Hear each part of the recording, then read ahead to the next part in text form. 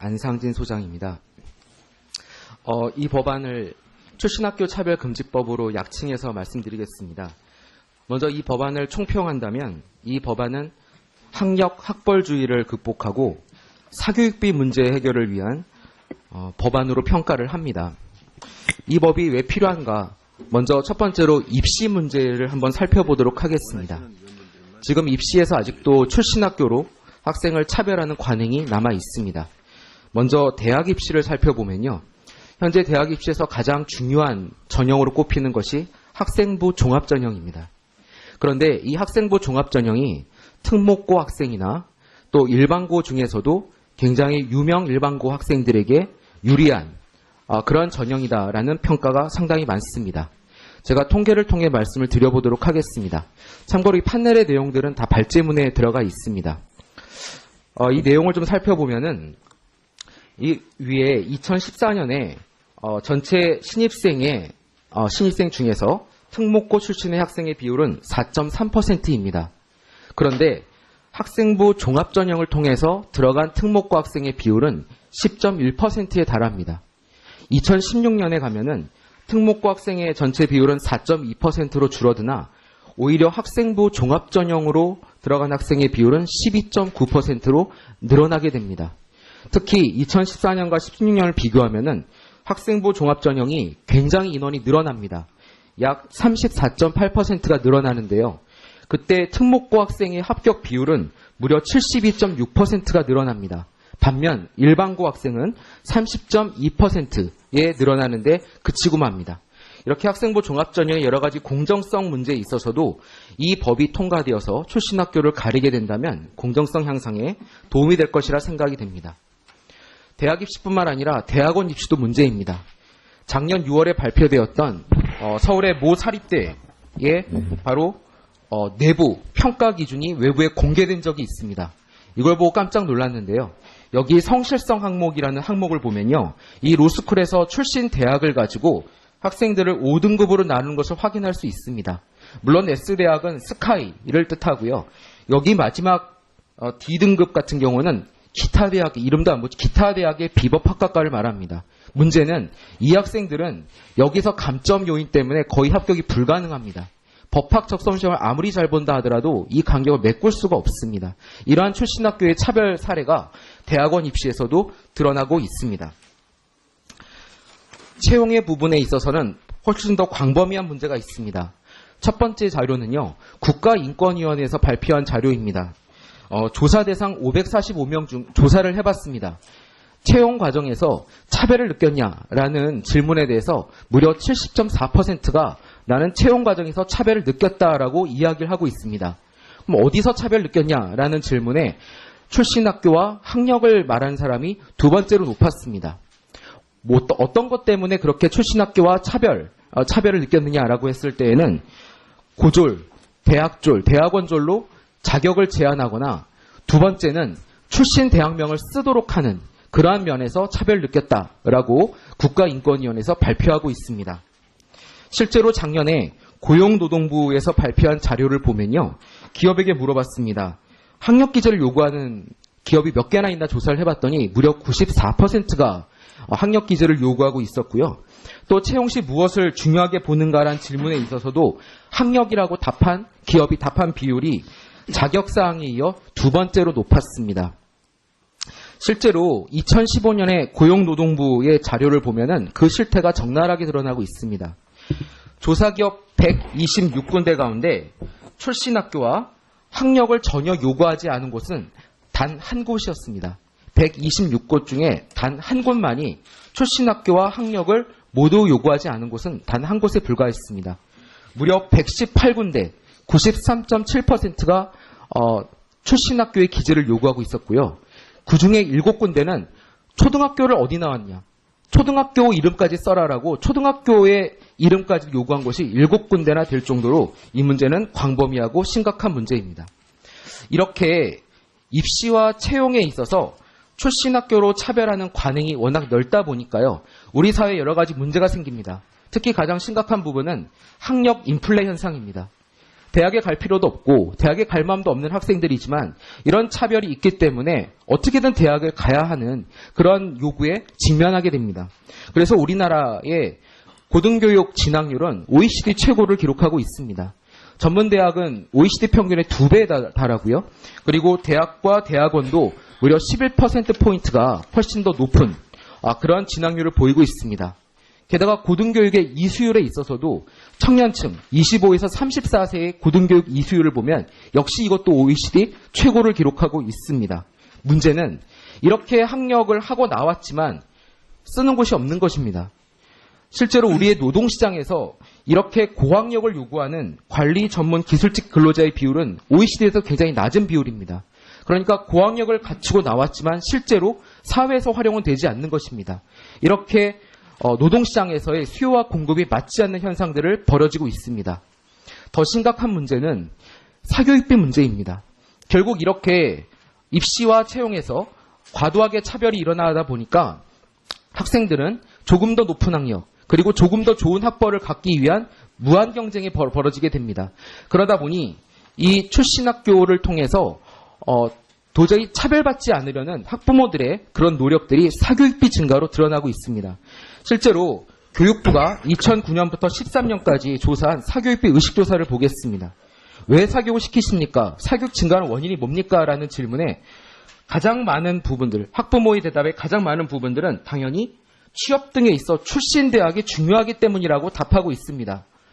2009년부터 13년 동안 5년 동안 일괄되게 1등입니다. 왜 2014년부터는 없냐면은 교육부에서 조사를 중단했습니다. 그래서 이 부분이 그 이상 통계가 나오질 않고 있는 상황인데 나온다 하더라도 마찬가지일 거라 생각이 됩니다. 그러니까 사교육의 근본 문제가 교육 자체에 있는 것이 아니라 우리 아이들이 출신 학교로 차별받지 않기 위한 그런 몸부림이 들어가 있다라는 부분들입니다. 그렇다면 이 법안의 좀 특징을 한번 세 가지로 말씀드려 보겠습니다. 이 법안은 첫 번째로 교육과 고용 두 분야를 모두 다루고 있습니다. 이 문제가 워낙 심각하기 때문에 현재 제정안이 3개가 나와 있습니다. 나경원 안도 있고 또 김혜영 안 그리고 강길부 안 이렇게 3가지가 올라와 있습니다. 이 중 고용과 교육을 모두 다루고 있는 부분들은 이 법과 강길부 안 이 2가지가 있습니다. 또한 두 번째 특징으로는 차별금지 행위에 대해서 굉장히 구체성을 띠고 있습니다. 이 법안에서는 사용자가 그런 것들을 요구하지 못하게 막는 것은 물론 응시자가 그런 것들을 직감적으로 나타내는 것도 막고 있습니다. 왜냐하면 응시자가 저는 대학 다닐 때 관악산의 전기를 받은 것 같아요. 이런 느낌으로 직간접적으로 표현할 수 있는 부분들도 금하고 있는 부분들이 있다는 것입니다. 마지막 세 번째 특징으로는 행정 절차의 단계화를 뒀습니다. 그러니까 제정안 중에서는 규제가 너무 미비한 것이 있고요. 또 반대로 너무 갑자기 과태료를 때려버리는 강한 것도 있습니다. 그런데 이 법안에서는 3단계를 거치고 있습니다. 첫 번째는 권고를 하게 됩니다. 그런데 권고를 받아들이지 않으면 시정명령을 2차로 갑니다. 이 시정명령까지 가지 않았을 때 3차로 과태료가 갑니다. 이렇게 조금은 복잡한 절차를 거치는 이유는 이 법안이 무조건 규제 일변도가 아니라 개선을 하기 위한 부분들의 목적을 두고 있기 때문입니다. 이제 마지막으로 이제 이 법안을 2년 동안 좀 추진하다 보니 여러 가지 반론들이 상당히 많이 나왔습니다. 그래서 이 반론들에 대한 내용들은 간단하게만 말씀을 드리겠습니다. 그래서 첫 번째 부분에서 출신 학교를 가려도 대학 입시에서 출신 학교를 가려도 특목고를 알 수 있기 때문에 이 법안은 의미가 없다라는 반론이 있습니다. 그런데 전혀 그렇지 않습니다. 출신 학교를 가리는 것만으로도 특목고 우대 현상을 상당 부분 완화할 수 있는 부분들을 첫 번째로 담았습니다. 두 번째는 이게 기업의 인사 자율성이나 굉장히 사적 자치 영역을 지나치게 규제한다라는 반론이 있었는데요. 그러나 이런 사적 영역 부분도 무조건 다 아무런 규제도 하지 못하는 것은 아닙니다. 지금과 같이 학력 인플레 현상, 사교육비 문제 이런 심각한 문제들을 벌이고 있는 상황에서 최소한의 규제는 들어가야 된다라고 보여집니다. 세 번째는 학력이 객관적인 지표인데 왜 객관적인 지표를 못 보게 하느냐, 다른 뭘 보라는 거냐라는 반론이 있는데요.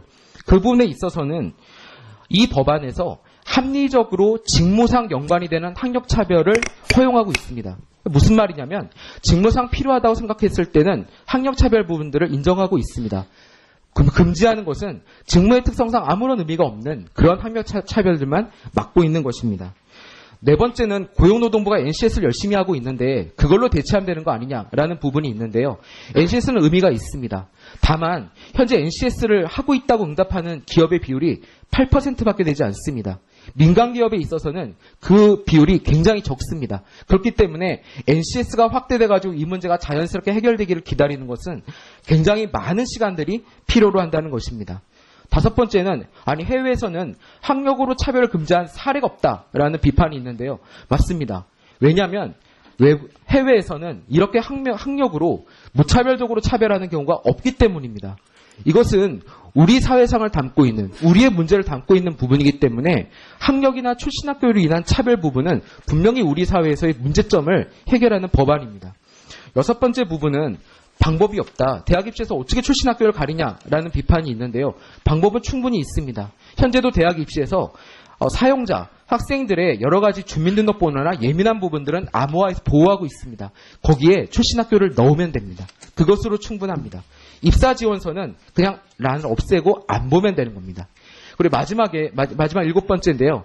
기존 안을 가지고 잘하면 되는 거 아니냐, 또는 다른 개정안을 하면 되는 거 아니냐라는 부분이 있는데요. 현재 대한민국 헌법과 고용정책기본법 7조 1항은 선언적 성격입니다. 규제가 없기 때문에, 그렇기 때문에 지금 많은 제정안과 개정안이 나오고 있습니다. 그리고 개정안과 제정안의 차이들은 여기 담아놨습니다. 네, 이상으로 발표를 마치겠습니다. 안상진 소장입니다. 이 법안을 출신학교 차별금지법으로 약칭해서 말씀드리겠습니다. 먼저 이 법안을 총평한다면 이 법안은 학력 학벌주의를 극복하고 사교육비 문제 해결을 위한 법안으로 평가를 합니다. 이 법이 왜 필요한가? 먼저 첫 번째로 입시 문제를 한번 살펴보도록 하겠습니다. 지금 입시에서 아직도 출신학교로 학생을 차별하는 관행이 남아 있습니다. 먼저 대학 입시를 살펴보면요. 현재 대학 입시에서 가장 중요한 전형으로 꼽히는 것이 학생부 종합전형입니다. 그런데 이 학생부 종합전형이 특목고 학생이나 또 일반고 중에서도 굉장히 유명 일반고 학생들에게 유리한 그런 출신 학교와 학력을 말하는 사람이 두 번째로 높았습니다. 어떤 것 때문에 그렇게 출신 학교와 차별을 느꼈느냐라고 했을 때에는 고졸, 대학졸, 대학원졸로 자격을 제한하거나 두 번째는 출신 대학명을 쓰도록 하는 그러한 면에서 차별을 느꼈다라고 국가인권위원회에서 발표하고 있습니다. 실제로 작년에 고용노동부에서 발표한 자료를 보면요. 기업에게 물어봤습니다. 학력 기재를 요구하는 기업이 몇 개나 있나 조사를 해봤더니 무려 94%가 학력 기재를 요구하고 있었고요. 또 채용 시 무엇을 중요하게 보는가라는 질문에 있어서도 학력이라고 기업이 답한 비율이 자격사항에 이어 두 번째로 높았습니다. 실제로 2000 전형이다라는 평가가 상당히 많습니다. 제가 통계를 통해 말씀을 드려보도록 하겠습니다. 참고로 이 판넬의 내용들은 다 발제문에 들어가 있습니다. 이 내용을 좀 살펴보면은 이 위에 2014년에 전체 신입생 중에서 특목고 출신의 학생의 비율은 4.3%입니다. 그런데 학생부 종합전형을 통해서 들어간 특목고 학생의 비율은 10.1%에 달합니다. 2016년에 가면은 특목고 학생의 전체 비율은 4.2%로 줄어드나 오히려 학생부 종합전형으로 들어간 학생의 비율은 12.9%로 늘어나게 됩니다. 특히 2014년과 16년을 비교하면은 학생부 종합전형이 굉장히 인원이 늘어납니다. 약 34.8%가 늘어나는데요. 그때 특목고 학생의 합격 비율은 무려 72.6%가 늘어납니다. 반면 일반고 학생은 30.2%에 늘어나는데 그치고 맙니다. 이렇게 학생부 종합전형의 여러 가지 공정성 문제에 있어서도 이 법이 통과되어서 출신 학교를 가리게 된다면 공정성 향상에 도움이 될 것이라 생각이 됩니다. 대학 입시뿐만 아니라 대학원 입시도 문제입니다. 작년 6월에 발표되었던 서울의 모 사립대에 바로 내부 평가 기준이 외부에 공개된 적이 있습니다.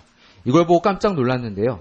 여기 성실성 항목이라는 항목을 보면요. 이 로스쿨에서 출신 대학을 가지고 학생들을 5등급으로 나누는 것을 확인할 수 있습니다.